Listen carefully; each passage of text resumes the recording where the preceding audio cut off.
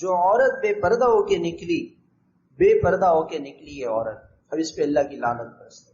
جتنے لوگ اس کو دیکھ رہے ہیں ان پہ لعنت اللہ کی برستی. جتنے لوگوں نے اس عورت کو دیکھا ان سب پہ جو لعنت برسی ہو اسے ایک عورت پہ برسی. ایک عورت بے پردہ ہو کے دفتر گئی، بازار گئی. اب ماں باپ کہتے ہیں جی کیا کریں، آج کل زمانہ ہی ایسا ہے، بچے ایسے ہیں، وہ تو مانتے نہیں ہمارے بچے. اب لڑکی جا رہی ہے بے پردہ ہو کے، ہم کیا کریں، کیسے بچائیں؟ تو جس لڑکی نے مثال کے طور پر 100 نامحرموں نے اس لڑکی کو دیکھا، 100 نامحرم، تو 100 نامحرموں کو جو جہنم ملے گی اس ایک کو ملے گی. اس ایک عورت کو 100 نامحرموں کی جہنم ملے گی جو بے پردہ ہو کے گئی. اور اس کی بے پردگی کی وجہ سے، ایک بے پردہ عورت کی وجہ سے بہت ساری عورتیں بے پردہ ہوتی ہیں. یعنی وہ بھی بے پردہ ہے تو اس لیے وہ فلاں کی بیٹی پردہ نہیں کرتی، وہ نہیں کرتی، میں بھی نہیں کروں گی.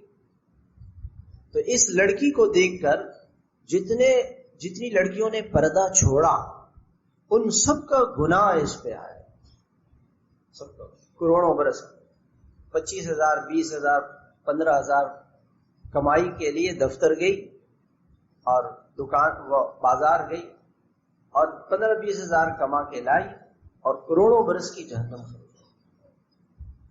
کیا کھویا کیا پایا. کتنی بڑی اللہ کی نافرمانی. تو اللہ کے نبی، اب یہ اللہ کی لعنت دفتر میں، یہ لڑکی دفتر میں لعنت برس رہی ہے، چہرہ کھلا ہوا ہے، بینک میں بیٹھی ہوئی ہے. اور وہ ایک اللہ والے تو بینک کی کرسی پہ بھی نہیں بیٹھتے تھے. یہ تو سود کی کرسیاں ہیں، پتہ نہیں کب اللہ کا عذاب بینک گر نہ جائے. بینک کے اندر کسی مجبوری سے جاتے بھی نہیں تھے، بینک ایسا نہ ہو کہ اس کی چھت گر جائے، اللہ کا عذاب آ جائے. اس میں تو سود ہے. اللہ نے ان کے ساتھ جنگ کا اعلان کیا ہو.